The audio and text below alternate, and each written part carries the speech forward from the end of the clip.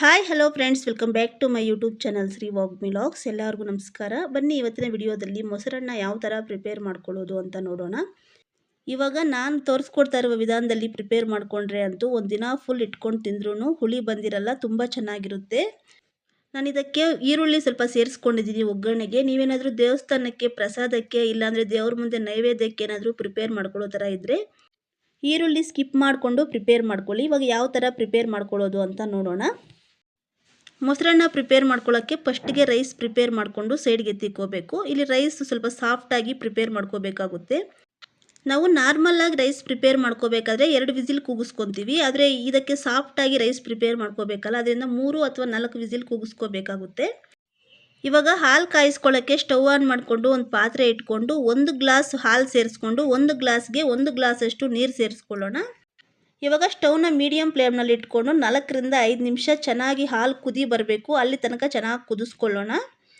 ಹಾಲು ಚೆನ್ನಾಗಿ ಕುದಿ ಬಂದರೆ ಮೊಸರನ್ನ ಟೇಸ್ಟ್ ಅನ್ನೋದು ತುಂಬ ಚೆನ್ನಾಗಿರುತ್ತೆ. ನೋಡಿ, ಈ ಥರ ಚೆನ್ನಾಗಿ ಕುದಿ ಬರ್ತಾ ಇರಬೇಕು.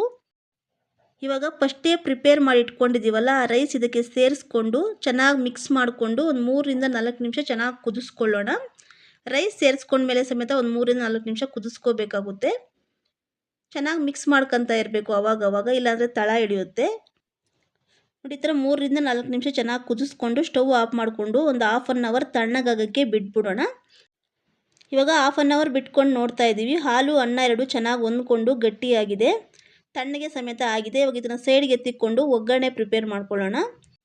ಒಗ್ಗರಣೆ ಪ್ರಿಪೇರ್ ಮಾಡ್ಕೊಳ್ಳೋಕ್ಕೆ ಸ್ಟವ್ ಆನ್ ಮಾಡಿಕೊಂಡು ಕಡಾಯಿ ಇಟ್ಕೊಂಡು 2 ಟೇಬಲ್ ಸ್ಪೂನ್ ಕುಕ್ಕಿಂಗ್ ಆಯಿಲ್ ಸೇರಿಸ್ಕೊಳ್ಳೋಣ. ಆಯಿಲ್ ಬಿಸಿಯಾದಾಗ 1/4 ಟೀ ಸ್ಪೂನ್ ಅಷ್ಟು ಸಾಸಿವೆ ಸೇರಿಸ್ಕೊಂಡು, ಸಾಸಿವೆ ಚಿಟಾಪಟ ಅಂತ ಸಿಡಿದಾಗ 1/4 ಸ್ಪೂನ್ ಜೀರಿಗೆ ಸೇರಿಸ್ಕೊಂಡು, ಜೀರಿಗೆ ಚಿಟಾಪಟ ಅಂತ ಸಿಡಿದಾಗ 1.5 ಸ್ಪೂನ್ ಕಡಲೆಬೇಳೆ, 1 ಸ್ಪೂನ್ ಉದ್ದಿನಬೇಳೆ ಸೇರಿಸ್ಕೊಂಡು ಸ್ಟವ್ನ ಮೀಡಿಯಮ್ ಫ್ಲೇಮ್ನಲ್ಲಿ ಇಟ್ಕೊಂಡು 1 ನಿಮಿಷ ಫ್ರೈ ಮಾಡ್ಕೊಳ್ಳೋಣ. ನಾವು ಹಾಕಿರುವಂತಹ ಉದ್ದಿನಬೇಳೆ ಮತ್ತು ಕಡಲೆಬೇಳೆ ಸ್ವಲ್ಪ ಕಲರ್ ಚೇಂಜ್ ಆಗೋ ತನಕನೂ ಫ್ರೈ ಮಾಡ್ಕೋಬೇಕು.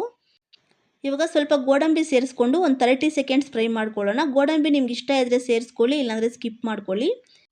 ಇವಾಗ ಸಣ್ಣಗೆ ಹಚ್ಚಿಟ್ಕೊಂಡಿರುವಂತಹ ಒಂದು ಈರುಳ್ಳಿ ಸೇರಿಸ್ಕೊಳ್ಳೋಣ. ಅದ್ರ ಜೊತೆಗೆ ಹಚ್ಚಿಟ್ಕೊಂಡಿರುವಂತಹ 4 ಹಸಿಮೆಣಸಿನ್ಕಾಯಿ ಸೇರಿಸ್ಕೊಂಡು, ಒಣಮೆಣಸಿನ್ಕಾಯಿ ಒಂದೆರಡು ಸೇರಿಸ್ಕೊಳ್ಳೋಣ. ಒಣಮೆಣಸಿನ್ಕಾಯಿ ಸೇರಿಸ್ಕೋಬೇಕಾದ್ರೆ ಈ ಥರ ಮುರಿದ್ಬಿಟ್ಟು ಸೇರಿಸ್ಕೊಳ್ಳೋಣ.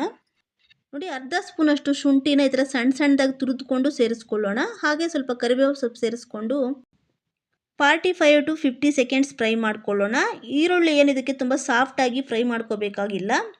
ತಿಂತಾ ಇದ್ದರೆ ಈರುಳ್ಳಿ ಹಳ್ಳೆಲ್ಲಿ ಬಾಯಿಗೆ ಸಿಗ್ತಾ ಇದ್ದರೆ ತುಂಬ ಚೆನ್ನಾಗಿರುತ್ತೆ. ಅದರಿಂದ 45 to 50 ಸೆಕೆಂಡ್ಸ್ ಫ್ರೈ ಮಾಡಿಕೊಂಡ್ರೆ ಸಾಕಾಗುತ್ತೆ.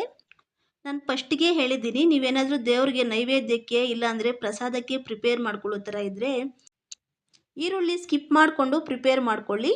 ಎಲ್ಲ ಫ್ರೈ ಮಾಡ್ಕೊಂಡ್ಮೇಲೆ ಲಾಸ್ಟಲ್ಲಿ ಹಚ್ಚಿಟ್ಕೊಂಡಿರುವಂತಹ ಸ್ವಲ್ಪ ಕೊತ್ತಂಬರಿ ಸೊಪ್ಪು ಸೇರಿಸ್ಕೊಂಡು ಒಂದು 30 ಸೆಕೆಂಡ್ಸ್ ಫ್ರೈ ಮಾಡ್ಕೊಳ್ಳಿ.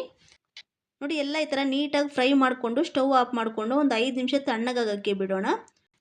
ಇವಾಗ ಒಂದು 5 ನಿಮಿಷ ಬಿಟ್ಕೊಂಡು ನೋಡ್ತಾ ಇದ್ದೀವಿ, ಎಲ್ಲ ನೀಟಾಗಿ ತಣ್ಣಗಾಗಿರುತ್ತೆ.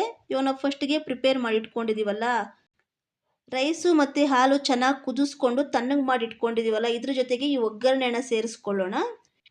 ಇದಕ್ಕೆ ಮುಖ್ಯವಾದ ವಿಷಯ ಏನಪ್ಪ ಅಂದರೆ, ನಾವು ಮೊಸರು ಹಾಕಿದ ತಕ್ಷಣ ಬಿಸಿ ಇದ್ದರೆ ಒಡೆದೋಗ್ಬಿಡುತ್ತೆ. ಅದರಿಂದ ಹಾಲು ಹಣ್ಣು ತಣ್ಣಗಿರಬೇಕು, ಮತ್ತು ನಾವು ಒಗ್ಗರಣೆ ಪ್ರಿಪೇರ್ ಮಾಡ್ಕೊಂಡಿದ್ದೀವಲ್ಲ ಅದು ಸಮೇತ ತಣ್ಣಗಿರಬೇಕು.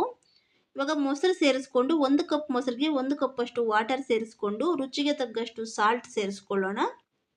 ಇವಾಗ ಹಚ್ಚಿಟ್ಕೊಂಡಿರುವಂತಹ ಸ್ವಲ್ಪ ಕೊತ್ತಂಬರಿ ಸೊಪ್ಪು ಸೇರಿಸ್ಕೊಂಡು, ಇವಾಗ ಸ್ವಲ್ಪ ದಾಳಿಂಬೆ ಸೇರಿಸ್ಕೊಂಡು ಮಿಕ್ಸ್ ಮಾಡ್ಕೊತಾ ಇದ್ದೀನಿ. ನೀವೇನಾದರೂ ಮನೆಯಲ್ಲಿ ದ್ರಾಕ್ಷಿ ಇದ್ದರೆ ದ್ರಾಕ್ಷಿ ಸಮೇತ ಸೇರಿಸ್ಕೋಬೋದು. ಮೊಸರನ್ನಕ್ಕೆ ದ್ರಾಕ್ಷಿ ದಾಳಿಂಬೆ ಎರಡರಲ್ಲಿ ಯಾವ್ದು ಸೇರಿಸ್ಕೊಂಡ್ರೂ ಚೆನ್ನಾಗೇ ಇರುತ್ತೆ. ಒಂದು ವೇಳೆ ಎರಡೂ ಇಲ್ಲ ಅಂದರೆ ಸ್ಕಿಪ್ ಮಾಡ್ಕೊಂಡು ಸಮೇತ ಪ್ರಿಪೇರ್ ಮಾಡ್ಕೋಬೋದು. ಆದರೆ ಮೊಸರನ್ನದ ಜೊತೆ ಸ್ವಲ್ಪ ದ್ರಾಕ್ಷಿ ಅಥವಾ ದಾಳಿಂಬೆ ಸೇರಿಸ್ಕೊಂಡು ಪ್ರಿಪೇರ್ ಮಾಡಿಕೊಂಡ್ರೆ ತಿನ್ನಬೇಕಾದ್ರೆ ತುಂಬ ಚೆನ್ನಾಗಿರುತ್ತೆ. ನೋಡಿ, ಎಲ್ಲ ಈ ಥರ ಸೇರಿಸ್ಕೊಂಡು ನೀಟಾಗಿ ಮಿಕ್ಸ್ ಮಾಡಿಕೊಂಡ್ರೆ ರುಚಿಯಾದಂತಹ ಮೊಸರನ್ನ ರೆಡಿ ಆಗುತ್ತೆ. ನೀವೇನಾದರೂ ಮೊಸರನ್ನ ಬೇಕು ಅಂದರೆ ಸೇರಿಸ್ಕೊಂಡು ಮಿಕ್ಸ್ ಮಾಡ್ಕೋಬೋದು. ನೋಡಿದ್ರಲ್ಲ ಫ್ರೆಂಡ್ಸ್, ಎಷ್ಟೋ ಸಿಂಪಲ್ಲಾಗಿ ಮೊಸರನ್ನ ಯಾವ ಥರ ಪ್ರಿಪೇರ್ ಮಾಡ್ಕೊಳ್ಳೋದು ಅಂತ ತೋರಿಸ್ಕೊಟ್ಟಿದ್ದೀನಿ. ಇವಾಗ ಇದನ್ನೊಂದು ಬಟ್ಲಿಗೆ ಸರ್ವ್ ಮಾಡಿ ತೋರಿಸ್ತಾ ಇದ್ದೀನಿ. ನೀವು ನೋಡ್ತಾ ಇದ್ರೇ ಗೊತ್ತಾಗಿರುತ್ತೆ ತುಂಬ ಸಿಂಪಲ್ಲಾಗಿ ಈಸಿಯಾಗಿ ಪ್ರಿಪೇರ್ ಮಾಡ್ಕೋಬೋದು ಅಂತ. ಸೇಮ್ ನೀವು ಇದೇ ಥರ ನಿಮ್ಮ ಮನೆಯಲ್ಲಿ ಒಂದ್ಸಲ ಟ್ರೈ ಮಾಡಿ ನೋಡಿ, ನಿಮಗೆ ಖಂಡಿತ ಇಷ್ಟ ಆಗುತ್ತೆ. ಹಾಗೆ ಟೇಸ್ಟ್ ಹೇಗಿತ್ತು ಅಂತ ಕಮೆಂಟ್ ಮಾಡಿ. ಹಾಗೆ ನಿಮ್ಗೆ ಈ ವಿಡಿಯೋ ಇಷ್ಟ ಆಗಿರುತ್ತೆ ಅಂತ ಭಾವಿಸ್ತಾ ಇದ್ದೀನಿ. ನಿಮ್ಗೇನಾದರೂ ಈ ವಿಡಿಯೋ ಇಷ್ಟ ಆಗಿದ್ದರೆ ಒಂದು ಲೈಕ್ ಮಾಡಿ. ಇನ್ನು ನನ್ನ ಚಾನಲ್ನ ಸಬ್ಸ್ಕ್ರೈಬ್ ಆಗಿಲ್ಲ ಅಂದರೆ ಸಬ್ಸ್ಕ್ರೈಬ್ ಮಾಡ್ಕೊಳ್ಳಿ. ಆದಷ್ಟು ನಿಮ್ಮ ಫ್ರೆಂಡ್ಸ್ ಜೊತೆ ಶೇರ್ ಮಾಡಿ ನನ್ನ ಚಾನಲ್ಗೆ ಸಪೋರ್ಟ್ ಮಾಡಿ. ನಾನು ಮತ್ತೊಂದು ರೆಸಿಪಿಯೊಂದಿಗೆ ನೆಕ್ಸ್ಟ್ ವಿಡಿಯೋದಲ್ಲಿ ಸಿಗ್ತೀನಿ friends. Thanks for watching my video. Thank you.